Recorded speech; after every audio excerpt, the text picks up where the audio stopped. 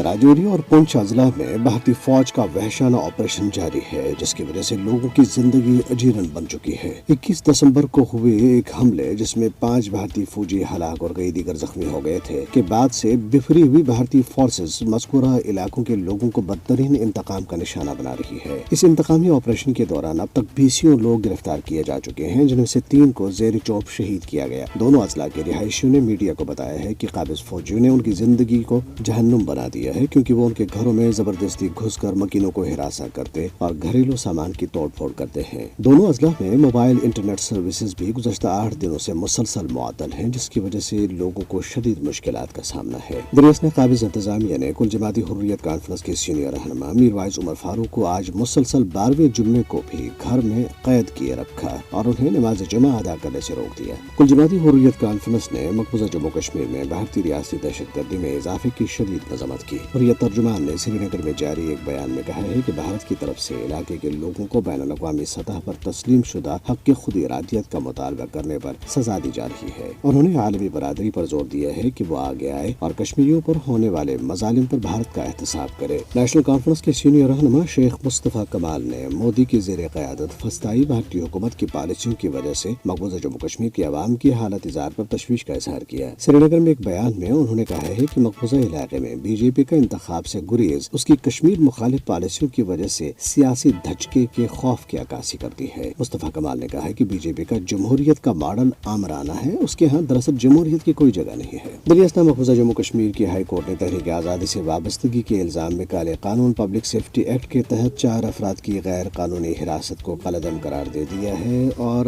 4 کو فوری طور پر رہا کرنے کی ہدایت کر دی۔ حریت کانفرنس آزاد جموں کشمیر شاخ کے کنوینر محمود احمد ساگر نے اسلام آباد میں جاری ایک بیان میں افسوس کا اظہار کیا ہے کہ بھارتی فوج مقبوضہ جموں کشمیر کی آبادیاتی ساخت کو تبدیل کرنے کے لیے کشمیریوں کی نسل کشی میں مصروف ہے، اور انہوں نے عالمی برادری سے اپیل کی ہے کہ وہ بھارت کو مسئلہ کشمیر کو اقوام متحدہ کی قراردادوں اور کشمیریوں کی امنگوں کے مطابق حل کرنے پر مجبور کرے۔ خاتون حریت رہنما فریدہ بہن جی نے مودی حکومت کی طرف سے مسلم لیگ جموں کشمیر پر پابندی کی شدید مذمت کی ہے اور کہا ہے کہ بی جے پی کی انتہا پسند بھارتی حکومت آزادی پسند تنظیموں پر پابندی کے ذریعے اپنے مضمون مقاصد میں کبھی کامیاب نہیں ہوگی۔ Institute of mental health and neuro sciences Srinagar نے انکشاف کیا ہے کہ مقبوضہ جموں کشمیر میں 14 لاکھ سے زائد افراد منشیات کا استعمال کر رہے ہیں۔ رواں برس 1560 افراد سری نگر کے ایک ہسپتال میں علاج کی غرض سے آئے۔ مقبوضہ جموں کشمیر میں منشیات کی لعنت اور ذہنی انتشار کے سبب بننے والے کثیر الجہتی عوامل میں بھارتی فورسز اہلکاروں کی بھاری تعیناتی، مظالم، سیاسی غیر یقینی صورتحال، بے روزگاری اور غربت وغیرہ شامل ہیں۔ قابل ذکر ہے کہ کشمیری نوجوانوں کو بھارتی فوج خود شراب اور دیگر چیزیں مہیا کرتی ہے۔